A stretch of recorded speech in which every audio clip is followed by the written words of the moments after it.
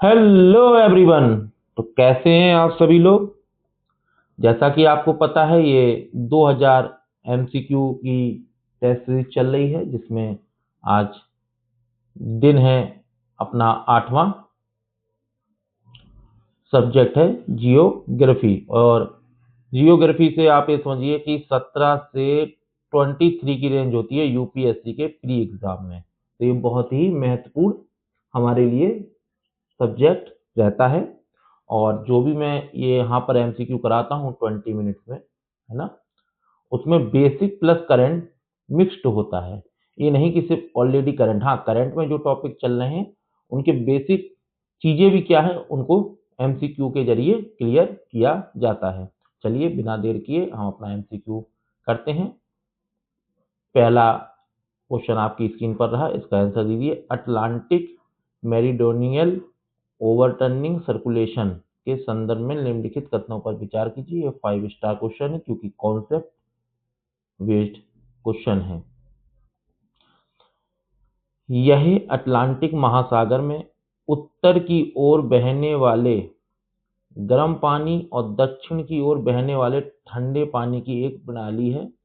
जैसा कि मैं आपको रोज अपने करंट अफेयर में बताता हूँ कि पहले हमें यहाँ देखना चाहिए हमसे सही पूछा है कि गलत।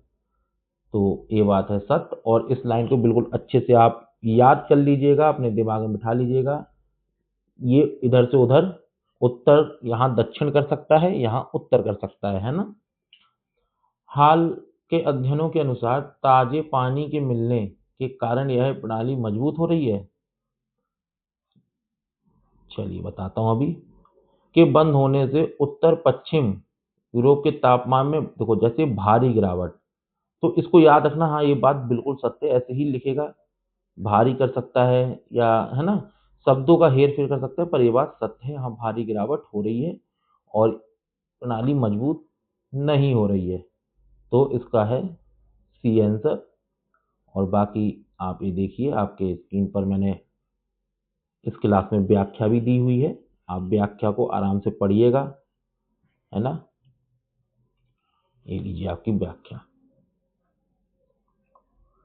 और यूपीएससी यहाँ भी गेम कर सकता है आपका, और पहले जो कथन था वहां पर भी आपको गुमराह कर सकता है, पर आपको यहाँ से प्रैक्टिस करके जा रहे हो, गुमराह नहीं होना है। चलिए बताइए इसका आंसर।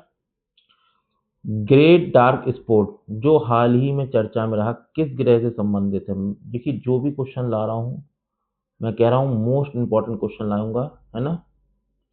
पहले यहाँ देखना है हमसे पूछा क्या है, सही पूछा है। चलिए इसका आंसर भी देते हैं, बताइए आप लोग। ग्रेट डार्क स्पॉट यह नेपच्यून ग्रह पर पाया जाने वाला एक विशाल तूफान है। यह बृहस्पति के ग्रे रेड स्पॉट के समान स्थायी संरचना है। हबल स्पेस टेलीस्कोप के हालिया डेटा ने इसके गायब होने और पुनः प्रकट होने के संकेतों की पुष्टि की है। देखिए इसमें जो कथन सही है वो तीसरा सही है और पहला सही है, दूसरा गलत है।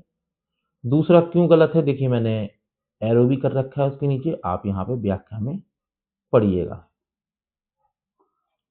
बृहस्पति ग्रेट रेड स्पॉट की सर्दियों में स्थिर है, जबकि नेपच्यून ग्रेट डार्क स्पॉट अल्पकालिक होता है। यह कुछ वर्षों में गायब हो जाता है और फिर नए स्थानों पे दिखाई देता है। और यहाँ पर क्या लिखा था, देखिए ठीक है। चलिए आप तो ये एमसीक्यू इतनी बार लगाइए, इतनी बार लगाइए कि आपको एक एक शब्द अपने दिमाग पर चढ़ जाए, आपके दिमाग पर। इसका कारण क्या है कि ज्यादातर एमसीक्यू में यूपीएससी क्या करता है, हमारी आई हुई चीज को गलत कराता है। वो कहाँ गलत कराता है, आपको शब्दों से खेलता है। कभी कम, कभी अधिक, कभी पूर्ण, कभी इस तरीके से लगातार, इस तरीके से शब्द देता है ना, वहां से कंफ्यूजन क्रिएट होना शुरू हो जाता है। इसलिए मैं कह रहा हूँ एकदम एमसीक्यू के एक एक शब्द को बहुत अच्छे से रिवीजन आप करिए। रिंग ऑफ फायर के संदर्भ में निम्नलिखित प्रश्नों पर विचार कीजिए। बताइए इसका आंसर, आपने कई बार इसको पढ़ा भी होगा। रिंग ऑफ फायर, ये क्वेश्चन किसी का गलत नहीं होना चाहिए मेरे हिसाब से। यह प्रशांत महासागर के चारों ओर स्थित सक्रिय ज्वालामुखियों और भूकंपीय बेल्ट का एक क्षेत्र है। बात सत्य है, ठीक है। यह क्षेत्र टेक्टोनिक प्लेटों के अपसारी सीमा का परिणाम है। देखिए मैं बार बार कह रहा हूँ आपसे, है ना, गलत है, यहाँ से सही पूछा है। दुनिया के लगभग 90% भूकंप इसी क्षेत्र में आता है, ये बात भी सत्य है। इसका आंसर है बी। क्यों आपसे बार बार कहता हूँ कि यूपीएससी खेलेगा शब्दों से। ये देखिए यहाँ क्या है, आपने इतना बेसिक पढ़ा होगा, चीजें पढ़ी होंगी, रिंग ऑफ फायर भी कई बार पढ़ा होगा, एमसीक्यू आ जाएगा, मैं बता रहा हूँ। 99% इसका आंसर डी लगाएंगे, जो कि गलत आंसर है। ठीक है, चलिए क्वेश्चन नंबर 5 आपकी स्क्रीन पर ये रहा, बताइए इसका आंसर। हाल ही में समाचारों में रहा माउंट इरेबस कहाँ स्थित है? यह अटलांटिक का सबसे सबसे सक्रिय ज्वालामुखी है। यह पृथ्वी का सबसे दक्षिणी सक्रिय ज्वालामुखी है। यह मुख्य रूप से स्ट्रेटो वोल्केनो का उदाहरण है। हमसे पूछा है सही, तीनों ही कथन सत्य हैं और तीनों ही शब्द याद रखना। देखो मैं नीचे से अंडरलाइन क्यों कर रहा हूँ, इन्हीं शब्दों से गेम करेगा यूपीएससी जो करेगा, तो आपको इन जहां पर अंडरलाइन है ना, उसे थोड़ा सा रोक के ध्यान से पढ़ना है ना। चलिए क्वेश्चन नंबर 5 आपकी स्क्रीन पर, इसका आंसर बताइए। मिष्टी योजना जो भूगोल और पर्यावरण के संगम पर है, क्या उद्देश्य है इसका? इसका उद्देश्य भारत के समुद्री तटीय क्षेत्रों में मैंग्रोव वृक्षारोपण कम करना है। बात तो सत्य है, पहला कथन बिल्कुल सत्य है। चलिए अब देखते हैं हम दूसरा। यह योजना पूरी तरह से, यही जो शब्द होते हैं इन्हीं को कहता हूँ पकड़ लेना एक बार। इसमें मनरेगा और कैंपा फंड का उपयोग किया जाता है। ये लाइनें आपके लिए नई, मुझे लगता है शायद आप लोगों के लिए थोड़ा सा डिफिकल्ट हो सकता है। बताइए इसका आंसर क्या है? बिल्कुल सही, इसका बी आंसर है। 1 और 3 सही है। ये जो नया पॉइंट आपके लिए, इसको याद कर लीजिएगा, और ये पूरी तरह नहीं है, हमसे सही पूछा था। चलिए देखिए आप, है ना, व्याख्या नीचे है। ये भी बेसिक में आप पढ़ते होंगे कई बार और करंट में भी रहा है, इसलिए इसका आंसर गलत नहीं होना चाहिए जो ज्योग्राफी पढ़ रहे हैं और यूपीएससी 2026 का एग्जाम देने जा रहे हैं। चलिए इतनी तो मैं उम्मीद करता हूं आप लोगों से। बताइए इसका आंसर। यह पृथ्वी के घूर्णन के कारण उत्पन्न होने वाला एक, देखो बिल्कुल सत्य बात है, इसको याद रखना, यहाँ पे हेरफेर कर सकता है यूपीएससी, हमसे पूछा है सही। यह ध्रुवों पर अधिकतम, देखो इस चीज को याद रखना बिल्कुल, और भूमध्य रेखा पर शून्य होता है। हाँ ये बात भी सत्य है। यह हवा की गति को प्रभावित करता है लेकिन उसकी दिशा को नहीं करता है। देखो यहीं पर ये मिस्टेक हो गई, तो इसका आंसर है ए।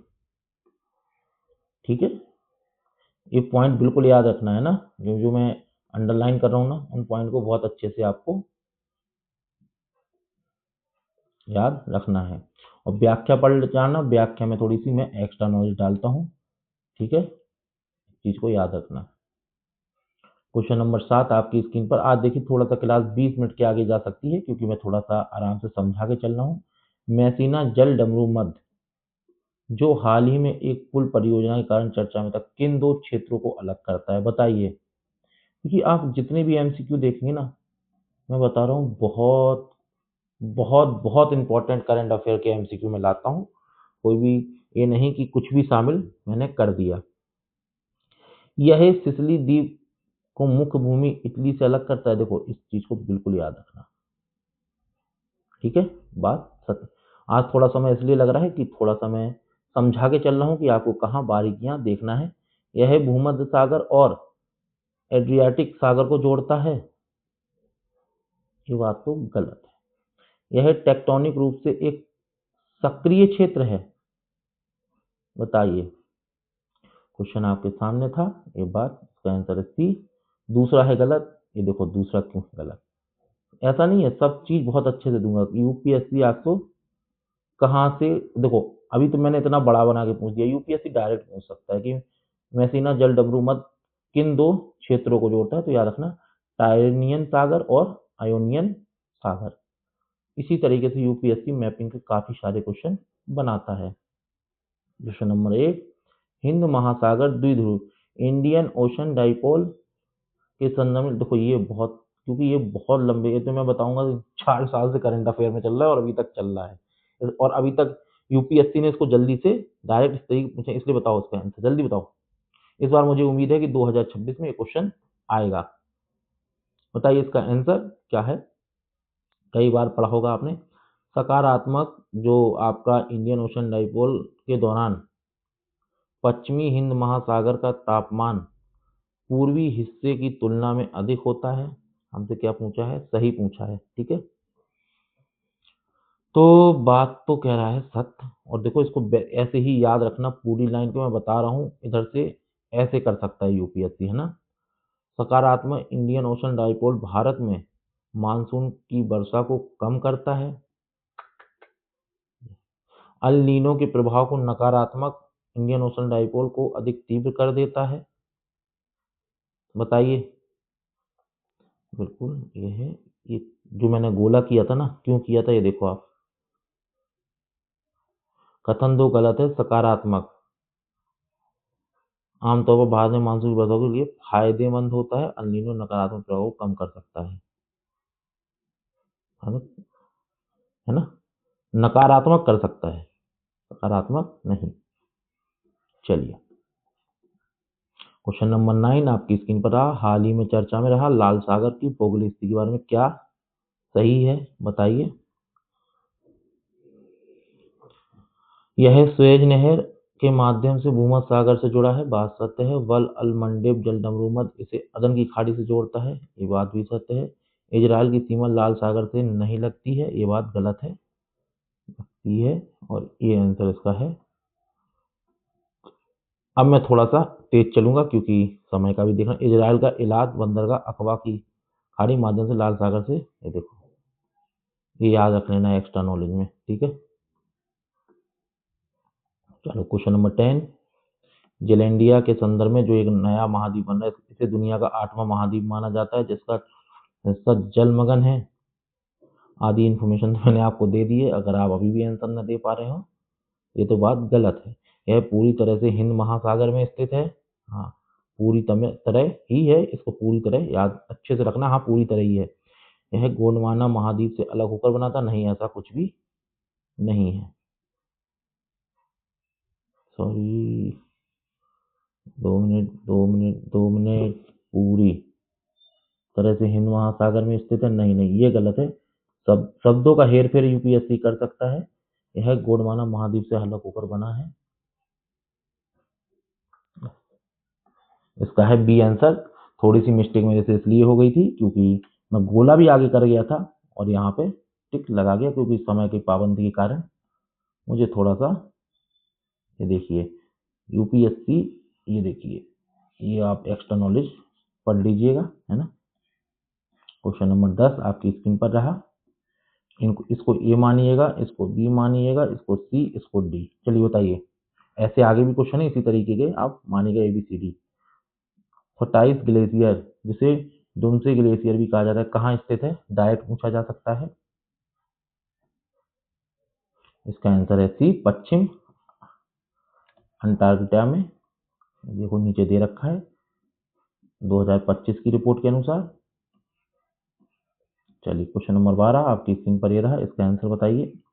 भूमध्य रेखीय निम्न दाब पेटी के बारे में, ये तो है बेसिक का।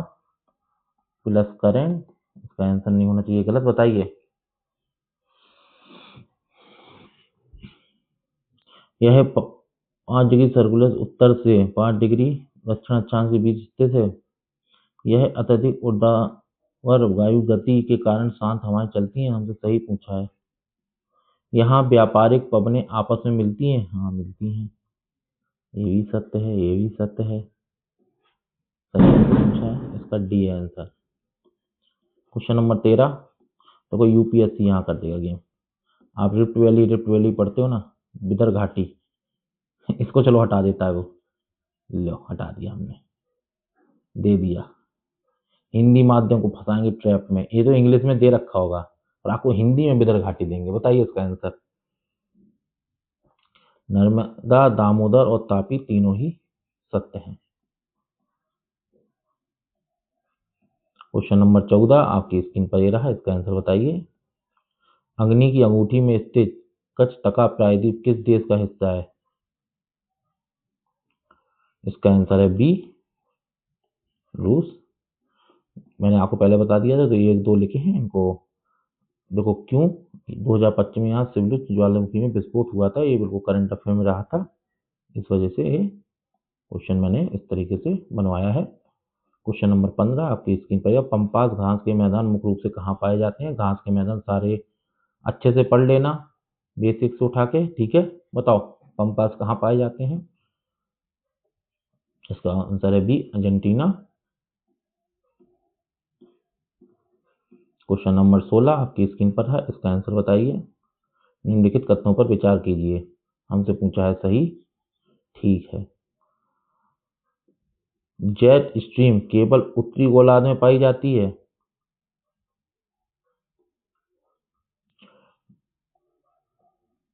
जेट स्ट्रीम की गति गर्मियों की तुलना में सर्दियों में अधिक होती है, ये बात याद सही है, बिल्कुल ऐसे याद रखना।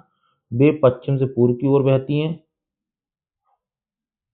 ठीक है, बिल्कुल इसी तरीके से याद रखना। चलो 17 नंबर क्वेश्चन आपकी स्क्रीन पर ये रहा। चक्रवात रैमल जो हाल ही की खबरों में था, का नामकरण किस देश ने किया? बताइए। इसका आंसर है बी, ओमान ने। क्वेश्चन नंबर 18 आपकी स्क्रीन पर, इसका आंसर बताइए। इसको मैं कई बार पढ़ा चुका हूँ, साहिल क्षेत्र, क्या होगा इसका आंसर? यह सहारा मरुस्थल और सूडान समाना के बीच स्थित संक्रमणीय क्षेत्र है। सही पूछा है ना हमसे? हाँ सही पूछा है, ये बात तो है सत्य। यह क्षेत्र मरुस्थलीकरण के प्रति, देखो अत्यधिक संवेदनशील है, हाँ अत्यधिक है, बिल्कुल याद रखना। यह केवल पूर्वी अफ्रीका तक सीमित है, नहीं ऐसा नहीं है। ये रहा इसका आंसर, पढ़िएगा आप, है ना। क्योंकि साहिल क्षेत्र अटलांटिक महासागर पश्चिम से लाल सागर पूर्व तक पूरे अफ्रीका महाद्वीप में फैला हुआ है, और इस पर क्वेश्चन बनने के हैं काफी चांसेस, क्योंकि करंट अफेयर में 2-3 साल से बराबर चल रहा है साहिल क्षेत्र। इसे और अच्छे से पढ़िएगा, और मैंने करंट अफेयर में और पहले भी कराया है। डेथ वैली जो हाल ही में अतिरिक्त तापमान के कारण चर्चा में थी, कहाँ स्थित है बताइए? 5 स्टार क्वेश्चन है, डायरेक्ट पूछा जा सकता है। मोजाबे मरुस्थल संयुक्त राज्य अमेरिका में। क्वेश्चन नंबर 20 आपके सामने। ब्लू होल क्या है जो हाल ही में चैतुमल खाड़ी में खोजा गया? बताइए क्या है? समुद्र के भीतर एक विशाल सिंकहोल, अटलांटिक के ऊपर ओजोन परत में छेद, गहरे समुद्र में मिलने वाली एक विशेष मछली, एक प्रकार का समुद्री चक्र। बताओ क्या है? कई बार करंट अफेयर में 2-3 साल से चल रहा है। इसका आंसर है पहला, ठीक है। और मैं आपको एक बात बताना चाहता हूं कि अगर आप ये 2000 एमसीक्यू की सीरीज कर लेते हैं, जो मैं अपनी क्लास में रोज कहता हूं कि 75 क्वेश्चन तो आपको आ रहे होंगे, आप जो सही कर ले जाएंगे 50 प्लस में कर ले जाएंगे, और प्री का एग्जाम आपका क्रॉस हो जाएगा। बस एक एक शर्त पे क्रॉस हो सकता है, इस क्लास में झूठ नहीं बोलूंगा, इस क्लास के आधार पर ही आपका प्री क्रॉस नहीं होगा। आपको साथ साथ सी सेट पे बहुत मेहनत करनी होगी। सी सेट के लिए आप दीजिए 5 से 6 घंटे पर डे, 100 दिन तक। फिर मैं गारंटी जरूर ले सकता हूँ कि आपका प्री का पेपर क्रॉस हो जाएगा। जैसे ही आप लोगों का प्री क्रॉस होता है, मैं मेंस की क्लास स्टार्ट कर दूंगा, paper wise, paper first, paper second, paper third और पेपर फोर। और साथ ही साथ मैं ऑप्शनल स्टार्ट करूंगा। पबेट पब्लिक एडमिनिस्ट्रेशन आपका शुरू हो जाएगा, ठीक है। जो पब्लिक एडमिनिस्ट्रेशन लिए हुए हैं, लोक प्रशासन जिसको हिंदी में कहते हैं, वो मेरे द्वारा पढ़ सकते हैं, ठीक है।